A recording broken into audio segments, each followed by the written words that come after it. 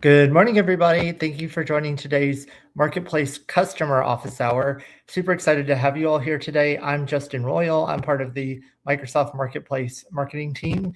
And today we are bringing you Marketplace Customer Office Hour.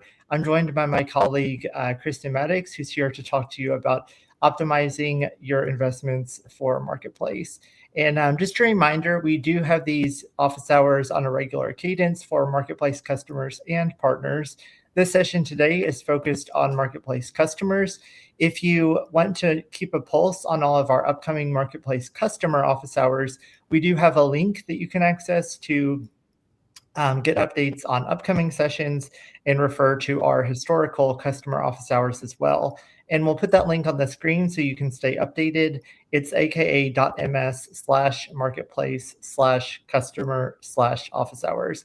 So if you're not part of the community already, click on that link and subscribe to the tag. You can keep track of all the customer office hours.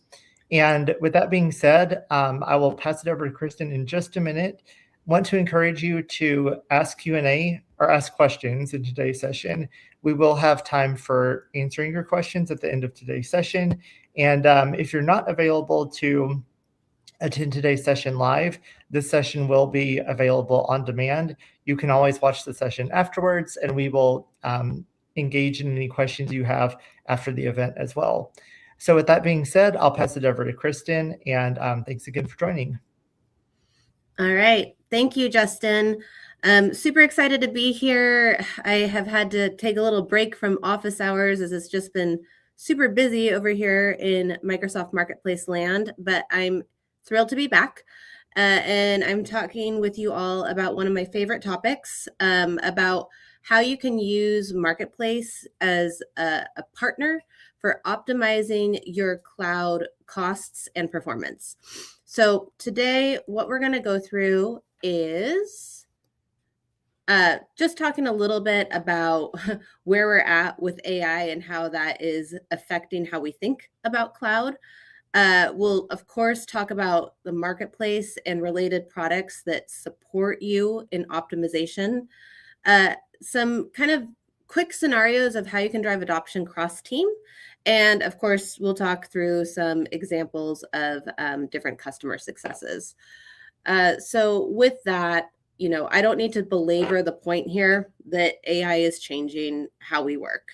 We're in a monumental shift. We've all seen this. We've seen this with the rise of mobile. We've seen this with the rise of cloud. And here we are with AI.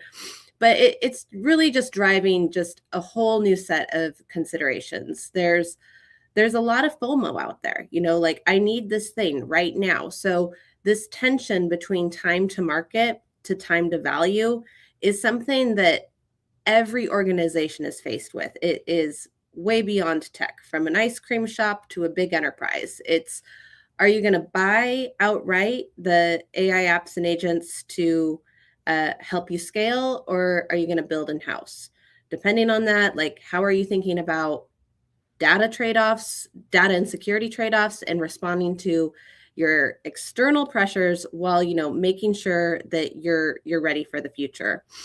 And with that, we are in this shift where obviously cloud has, again, don't need to belabor stats here on the compound annual growth of cloud, but as this becomes such a huge piece of the pie for any business, there's just more emphasis, there's more practices on optimization. And this is just my own personal sort of thinking as I've been, I can't believe it, but I've been in this business for over 20 years, where we started with ALM. I don't know how many of you are around when there was application lifecycle management. This was founded circa 1990, but it was really the management of a discrete application. How do you stand it up? How do you take it down? And then this kind of helped fuel DevOps. DevOps, of course, now is a standardized practice. It's not going away, but this is really, a cultural set of practices that is exclusive to software development and IT. And this is, how do you code faster? How do you be efficient? And founded circa 2010.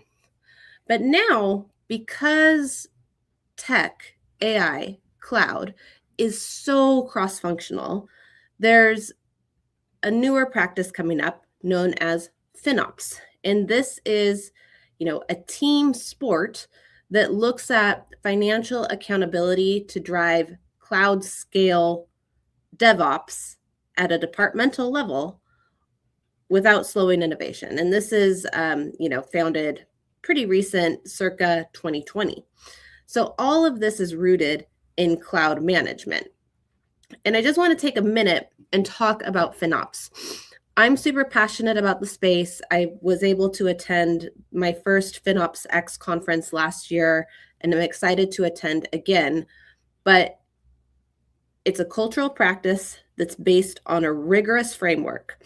The framework is defined by a FinOps board, and there is, all the big providers, including Microsoft, are members of this community. And it's how do you think about managing your cloud costs and translating that to business value. And, it really goes way beyond cost reduction. It's really about how are you going to get the most out of all of the dollars you're spending, while, fueling that innovation to make sure that everyone has what they need. And what I want to stress here is, while FinOps might feel somewhat niche now, I do believe it's a practice that's going to grow. And even if you don't have a formalized FinOps practice in your organization right now, there's still tons of best practices and ways you can use the FinOps framework to think about how you're going to bring AI forward into your business, how you're going to be more efficient and, balance these trade-offs of having this FOMO, but making sure that your company and organization is staying ahead of the curve.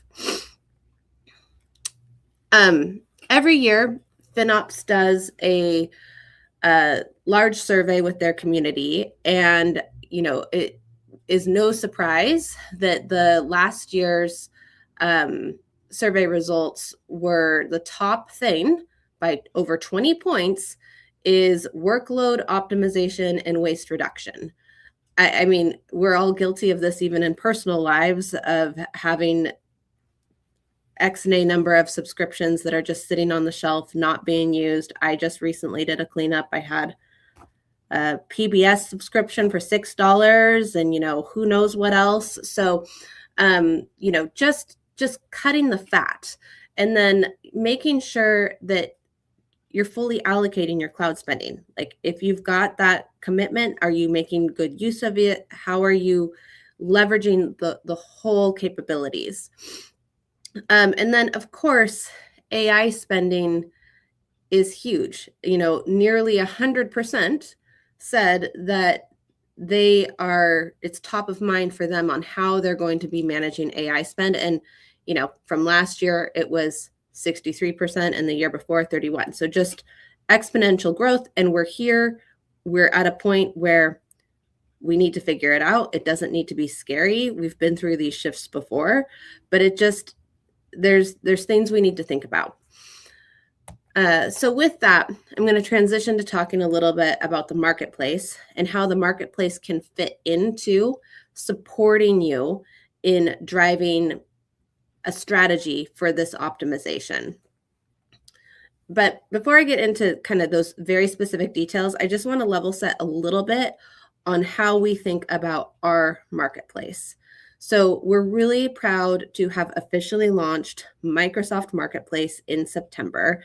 This was really a monumental shift for us, just saying that Marketplace is part of our top line business strategy. We consolidated some storefronts, single storefront, but on the back end, it has not changed. Our catalog is fueled by one central source. So our whole partner ecosystem, when they want to sell software solutions, they're funneling into that catalog. That does surface on our beautiful storefront. But then what that also does is it aligns to the solutions that are published there, align to the Microsoft products they work with. So whether that's Azure, Copilot, Teams, etc., those solutions are integrated right within product. So what that does is it gives you, we'll talk about faster time to value a lot here. It gives you your organization faster time to value because these solutions are pre-vetted to integrate seamlessly with our Microsoft stack. And beyond just our storefront, we understand software buying, it is not a one size fits all. There is lots of mechanisms out there. So we also empower channel to sell through our marketplace. So, whether that's empowering the distributors to syndicate our marketplace onto their properties, or empowering channel partners for managing software sales on their customers' behalf through, either resale offers or multi-party private offers. We have tons of deal-making capabilities that will curate and connect to how you want to buy. And what we're really proud of is that our marketplace is, with Microsoft's strength in AI in general, it's for our first party products, but that extends to our third party products. So we kind of like to say like, hey, we got an app for that. We have AI apps and agents for every use case. We're really proud to have the largest catalog of AI apps and agents in the industry.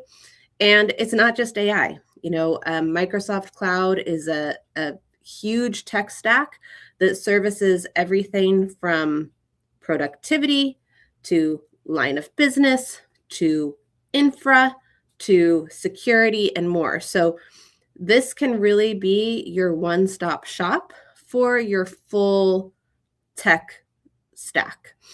And that integrated experience from discovery to a deployment. That, again, gets to what I was saying in the previous slide with that faster time to value, that the solutions in our catalog, they're pre-wired. So, when you see something in Copilot, in Agent Store with this, that solution is going to work with your Copilot license, and you can provision it right within your Microsoft environments. Okay, so just to dig a little bit deeper into those value props really quickly, we talked about the depth of our AI apps and agents catalog and, any scenario. The other thing, agents are only as good as how intelligent they are. And we have over 11,000 models. So if you're building in-house, you can, again, work right within your Azure environment, click to deploy, and have that model up and running in minutes. And for the comprehensive, again, trusted source across all your different needs with tens of thousands. Like, there's sometimes a little bit of a myth buster that our marketplace is more for the horizontal solutions, like the VMs, big infra, security, but we have thousands upon thousands of discrete niche line of business or industry applications. And, with all the AI scenarios out there and all the use cases we see in industry, this is just exponentially growing. So whatever you need, again, we believe we got an app for it. And then really quickly on that integrated experience, it's giving yourself and your employees and your team the power to find stuff right within their flow of work, with that seamless ability to provision and manage those solutions right within your Microsoft agreements. Okay, so more specific on marketplace to cost optimization. Really, this is a better together story with Azure because it creates a lot of synergies to help you maximize effectiveness. And the biggest driver here is the 100% match we offer when you buy eligible solutions and have a Microsoft Azure consumption commitment. So what this is an most of you are probably familiar with cloud commitments, but with an Azure consumption commitment, you commit to spending X amount of dollars on your Azure contract. And once you spend that, you earn discounts on your Azure infra. So it's kind of like a no-brainer if you know that you're going to be spending a decent sum on cloud, which most organizations are. And that, of course, all of our first-party Azure products count against that. But what is unique about Microsoft Marketplace is that when you buy eligible solutions, in the catalog, you'll see a little tag that says Azure Benefit Eligible. We count dollar for dollar that spend against your commitment. So let's just use a really simple number. If you have a $100 commitment, that wouldn't happen, but let's just say $100 commitment, and you are at $80 and you have a $20 delta, you can go ahead and buy Foo app that's Azure Benefit eligible, and that $20 will count toward your contract. Then you earn your Azure discounts and are off thinking about your next one.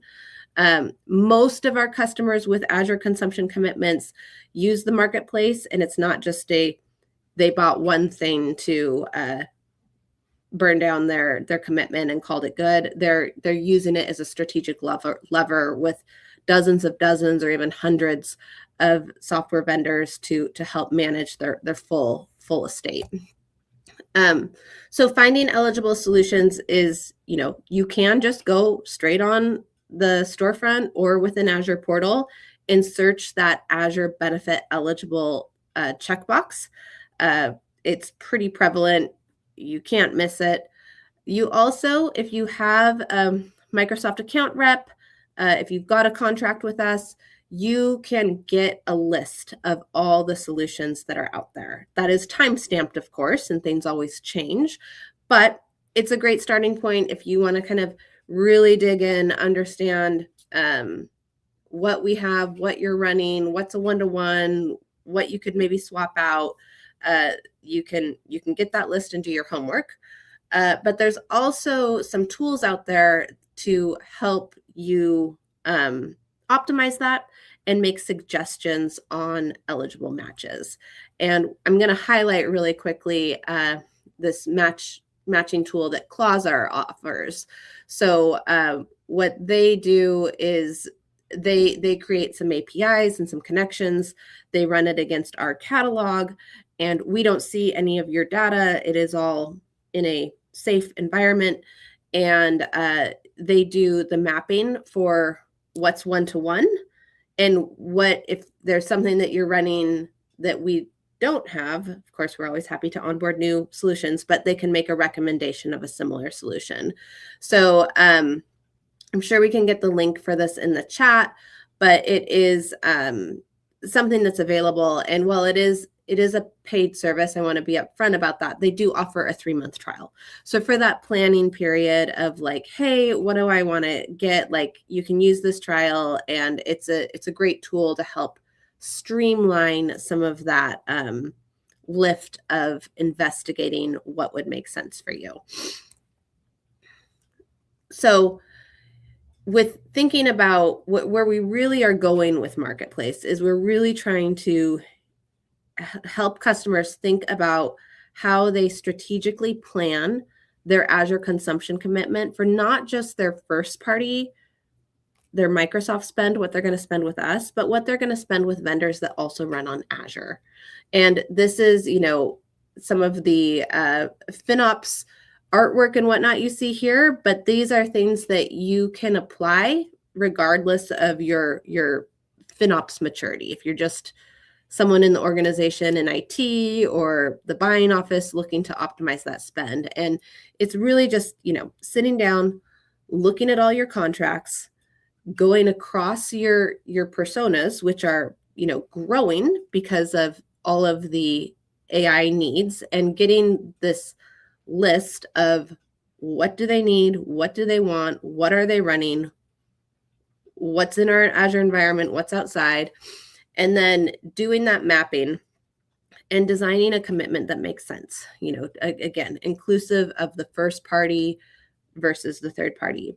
Once you've got that commitment in place, you can go farther and work with those vendors to see if you can use some of your pricing power to negotiate some discounts. We'll talk about that in a bit.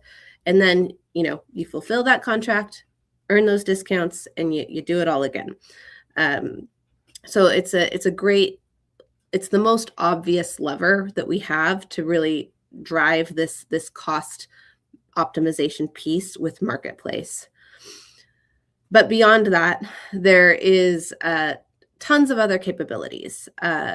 And I hinted at, negotiated offers before, and that's really comes down to private offers, which most of you are, if you're listening to this, you're probably familiar with private offers. But again, Marketplace is it is not a just simply click to buy platform. It is a robust deal making platform, commerce platform that helps you buy how you want and helps partners sell how you want.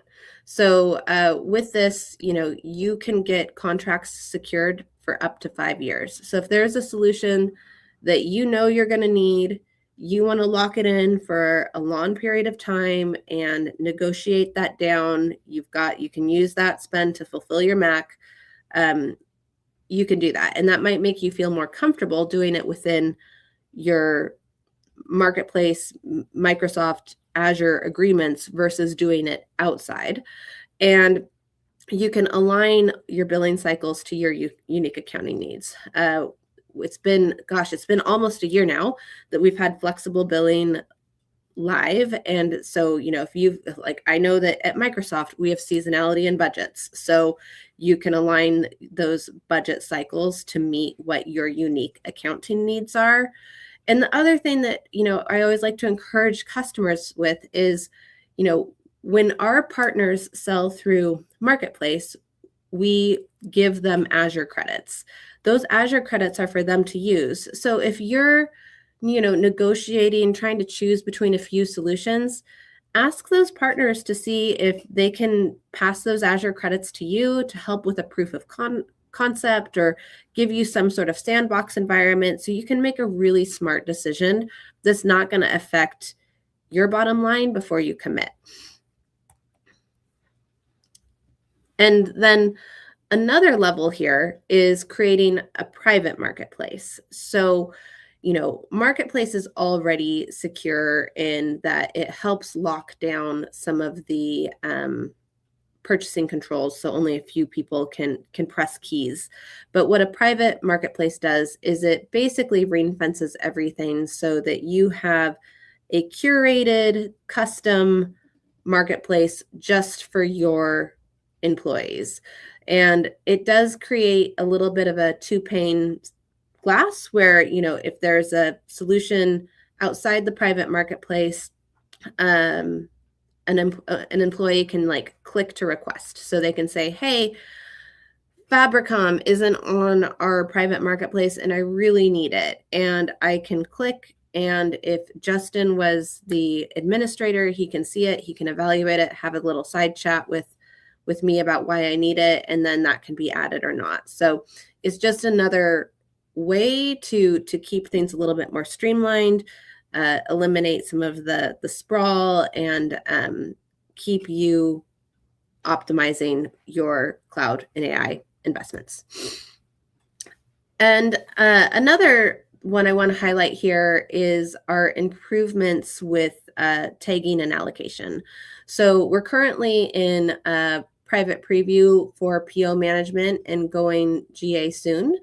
But this helps you really allocate your marketplace spend down to a line item level to your accounting needs so that you can, departmentally split. You can, if you've got something that is an even split across 5 departments, you can take that line item and say, okay, this much goes to marketing, this much goes to IT, this much goes to whoever.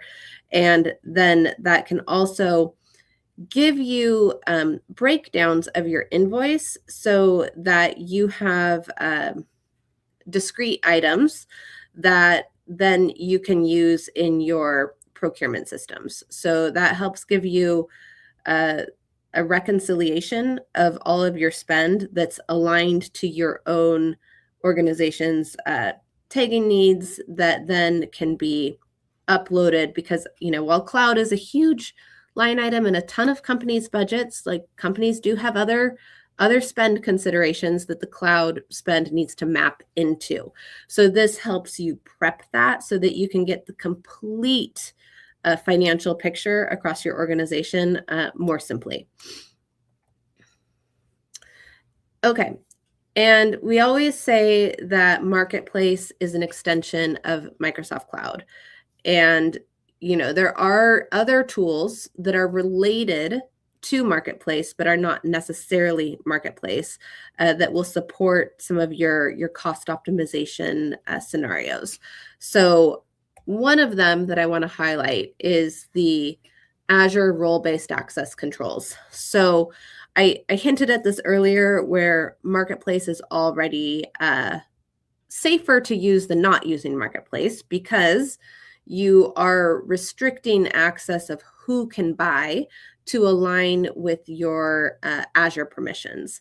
So this just in itself really helps with preventing shadow IT and making sure that you're holding your employees accountable for what they're getting. That it's not just the wild, wild west of everyone going out searching for whatever solution and making decisions.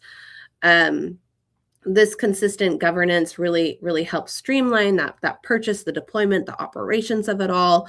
And again, one of the big carrots here is really that faster time to value, because the source of who is going to be clicking buy has the controls of your Azure estate. They're going to know how to get these configured and deployed within your environment. So you don't have things where someone bought it, they don't really know how to get it started, and it's just going to sit on the shelf and burn money.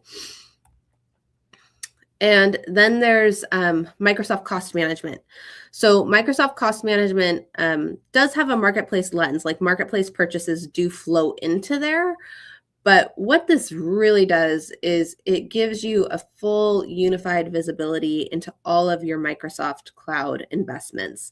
And it helps give you some scenarios to help you proactively do cost control. So you can get alerts on if something is running amok. You can do some forecasting and some scenarios, like what happens if you add more users, what happens if you scale something up, scale something down, like how does that affect your bottom line? And what's really exciting and interesting about cost management is that the spend that comes into cost management, when you export that data, that is aligned to what FinOps calls is the focus framework. I can't remember what focus stands for at this moment, but financial operations, something, I don't know. But it's a unified tagging strategy that, again, FinOps is still in early days, but I feel like it's going to grow, and even companies that don't recognize a FinOps practice could benefit from using a focused tagging strategy, because that focused tagging strategy is becoming the industry standard that all of the big cloud providers and big software vendors are using, so that we're all calling certain workloads the same thing. So that helps just eliminate some of the overhead, keep some of the management of the of your mapping your cloud spend to larger picture accounting strategy a lot simpler. And then Azure Advisor is another one I want to highlight. This really gets into more performance scenarios. That's pretty technical for you to look at, how things are running, look at opportunities. It'll paint out some different scenarios for you. So for anything that's running in your environment, this is a great thing to do. So if you're running a marketplace solution that the solution is making your Azure meter spin more, like that will all show up here. But then for anything you're running first party, this will help give you some insights as to how to better optimize it. And of course, I didn't put a slide on here because I just feel it's so prevalent everywhere. There is a Copilot in Azure where all of these things are getting better connected, and you can just ask that Copilot some questions, and it's all changing very fast, but just more optimization tools to help you maximize effectiveness. Okay, so really quickly, I'm just going to go through some adoption tactics for what this could look like across your team. So, developer roles, IT roles, business leaders, buying office, you all have see a different benefit here. With devs, you're going to code and ship faster. IT, you're going to increase your cloud performance, have more visibility. Business leaders, that faster time to value story, and the buying office, it's optimizing the costs. So with devs, I was just emailing with a customer yesterday that has built an in-house solution. They used some models that they got from the marketplace. They were up and running a lot quickly. They're also using marketplace to help get this new agent that they've developed into their employees' hands more efficiently. So a lot of benefits and upside here of getting your devs familiar with the marketplace catalog and having that seamless connected experience for them to code and ship. Because it's not, again, we just did a blog a little while ago on a build, buy, blend strategy. And the reality is a lot of organizations are going to do all three. And especially in that blend where you want components, the marketplace really helps you get those components faster so your devs can code faster and you can ship faster. IT roles, you can really easily shift everything. If you've got things you're running that are off marketplace that you can run on, you can shift those so that you can get everything within a standardized view right within your Azure environment to help you make better solutions, better and more informed decisions. Again, that role-based control, preventing shadow IT, is one of the biggest benefits we hear. And there's just some increased security here. All of our vendors, they have to sign a publisher agreement. They're vetted Microsoft partners.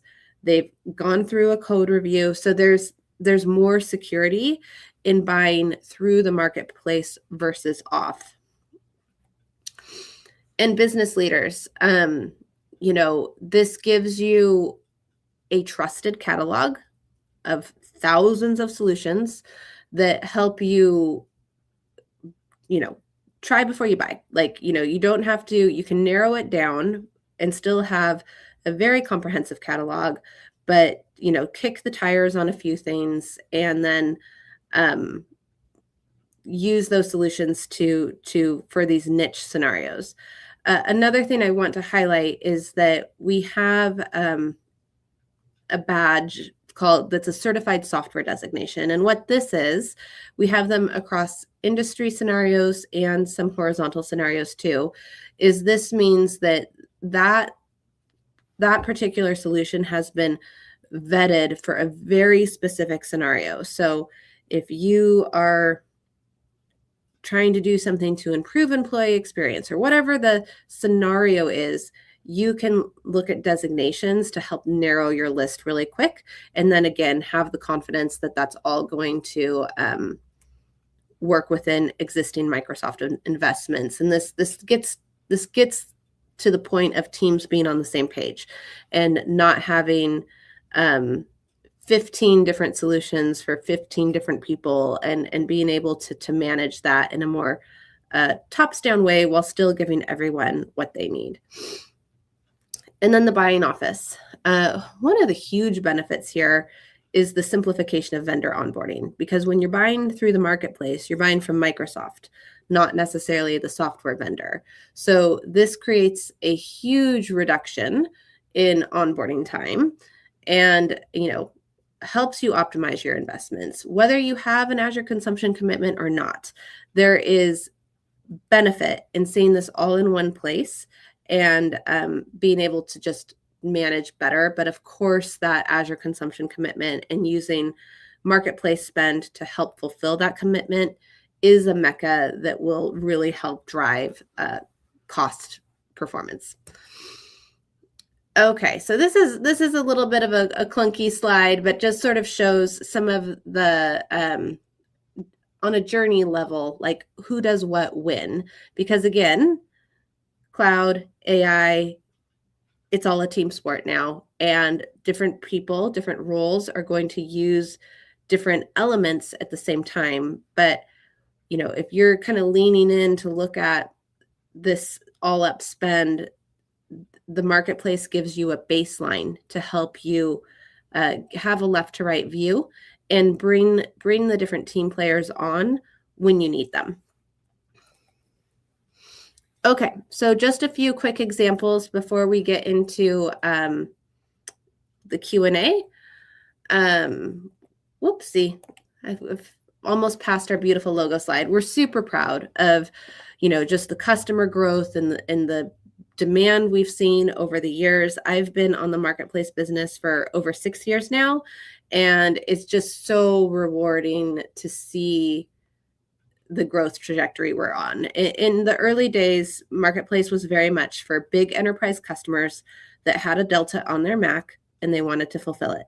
And now it's companies of all shapes and sizes are really seeing the benefit of using marketplace for what I've talked about in this presentation, just to help with that management and optimization and give them the security that what they're going to deploy is not going to be malware. So really proud of the growth we've seen.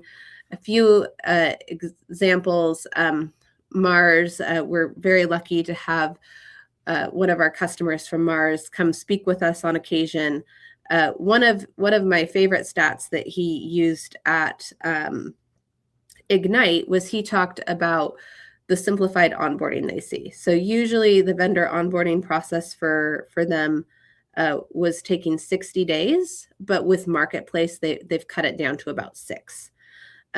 Siemens is both a customer and a partner for Marketplace. They sell a lot through our Marketplace, but they also use the Marketplace for their own management and deployment of software and cloud services to their employees. And one of the stats that I love from them is that reduced configuration time. So, they're testing out a lot of different applications, a lot of different agents. And, if they're getting it outside Marketplace, each time they do that, it's taking 20 minutes or more to get it all lined up. But with Marketplace, it's under a minute. So really kind of proof in the pudding there on that faster time to value. And then Premier League is a Microsoft strategic customer. They are, we've had a lot of PR with them over the past year, and they're just doing a ton with AI, and that is extending to Marketplace. So, to help fuel some of these really unique, personalized AI experiences with fans, they are, using the marketplace and solutions within the marketplace to help make that happen. Okay, so how you can get started with marketplace. It depends on your Azure maturity and where you want to go. If you don't have a ton of Azure adoption right now, you might want to just test the waters, get some low-cost offers, pay as you go, get some trials, and see how it works for you. See how your developer teams benefit. See how start getting a feel for how those invoices flow into your Microsoft invoice and how it benefits versus having them outside. As you kind of grow in maturity, it's all going to go up to considering getting an Azure consumption commitment. So, like one way to sort of build, as you get more comfortable, to build your cloud footprint is look at renewals. So our partners have incentive to bring renewals onto Marketplace. So if you have a contract with a security software vendor and it's up for renewal, this runs on Marketplace, you can tell that vendor, hey, I want to do this on Marketplace. And that's a really simple way to sort of build up your cloud footprint.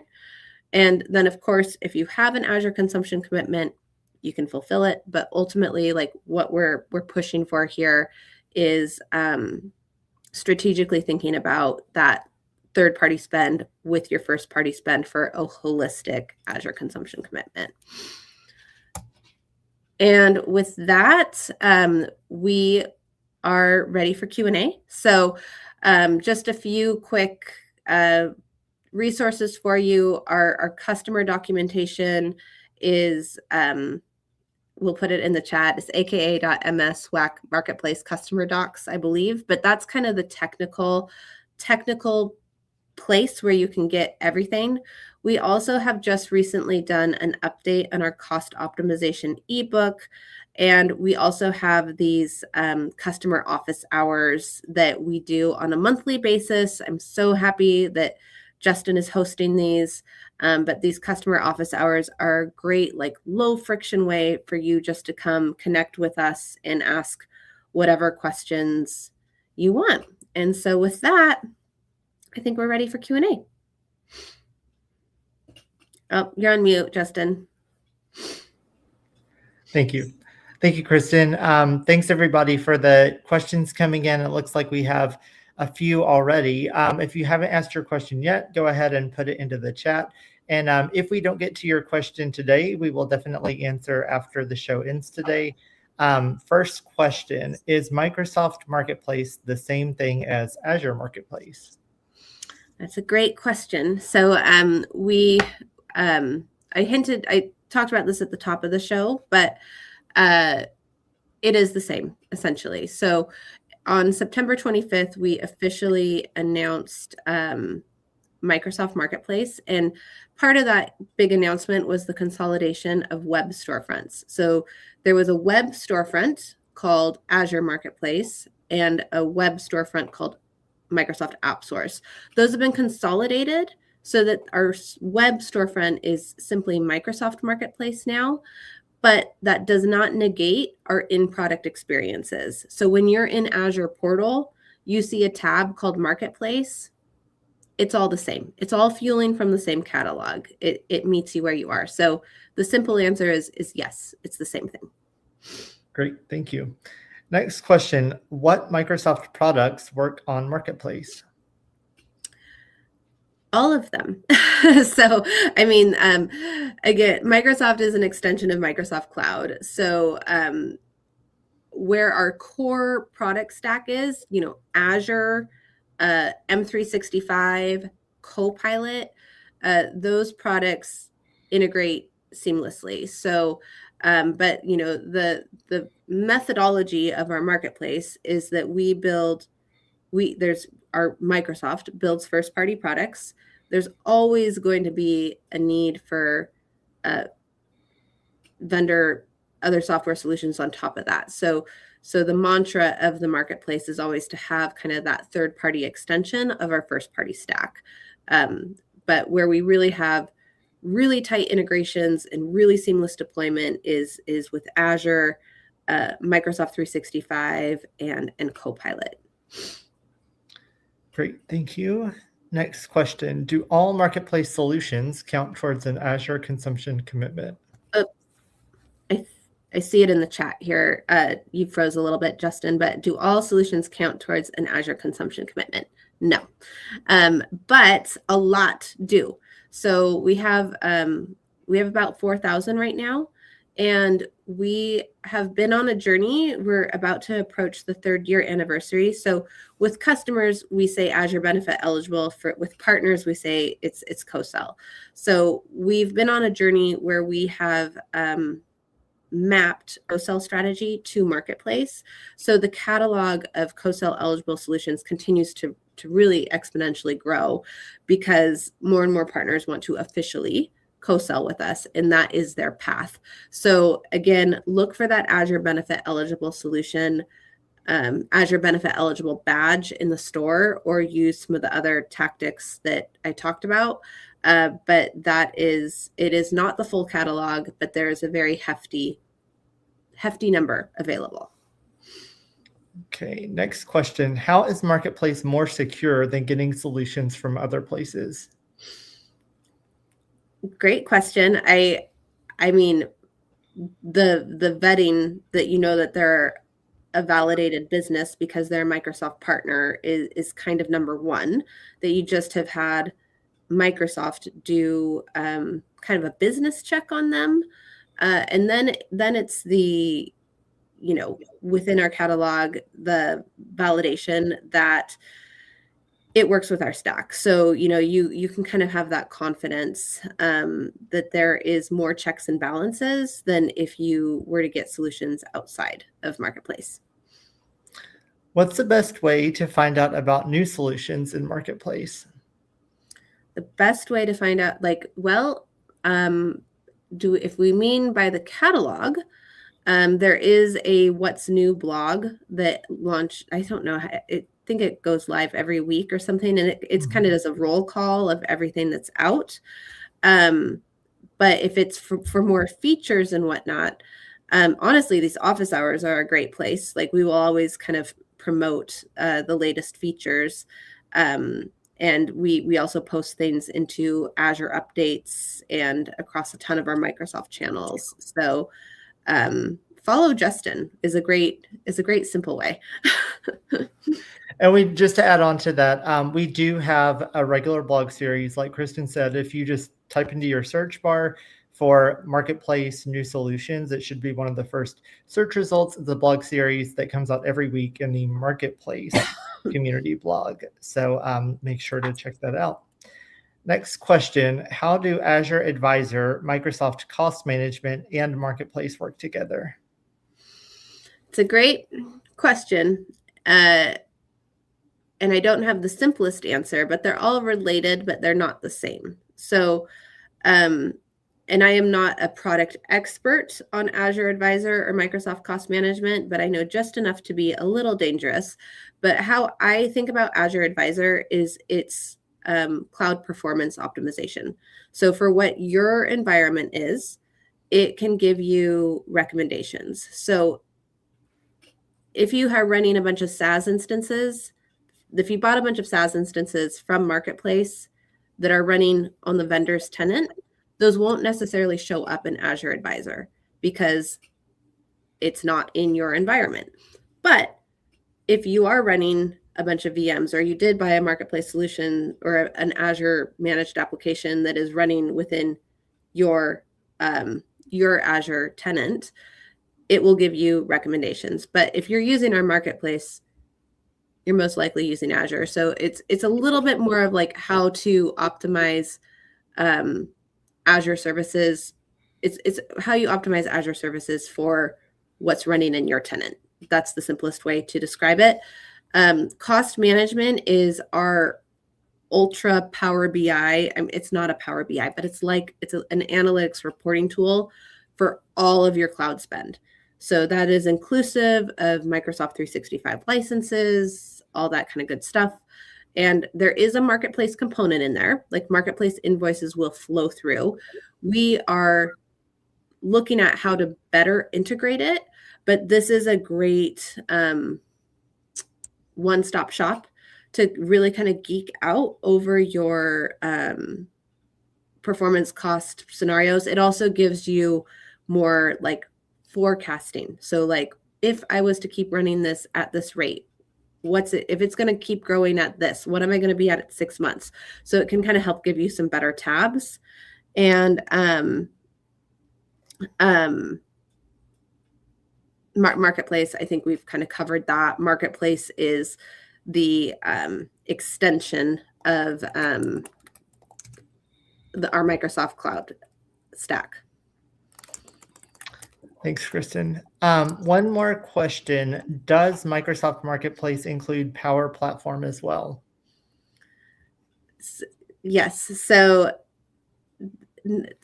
I get a little ahead of my skis on this. There is Power Platform applications. I don't know if they'll flow into your Azure, into your marketplace invoice. So there's some nuances with Power Platform and Dynamics solutions, and we might need to follow up with that one with some more detail in the comments. Thanks, Kristen. And yeah, if you're following this event, you can check out the page on the community site. Any additional commentary, we will go back and add to that page after the event ends today. So I think that's all of our questions. Thank you again, everybody, for contributing. Lots of great questions. Thank you, Kristen, for all the info today. Just closing this out, thanks again, everybody, for joining. Again, definitely encourage you to visit all of our customer office hours. We do have these on a monthly basis. And if you visit the link showing up on the screen right now, aka.ms/marketplace/customer/office hours, you will be able to subscribe and get notifications on upcoming events. So make sure to check that out. And thanks again, everybody, for joining today. Kristen, any final words from you?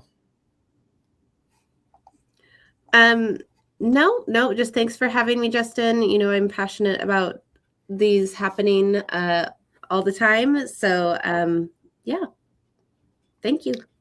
All right. Thanks, everybody. Have a great day. See you soon.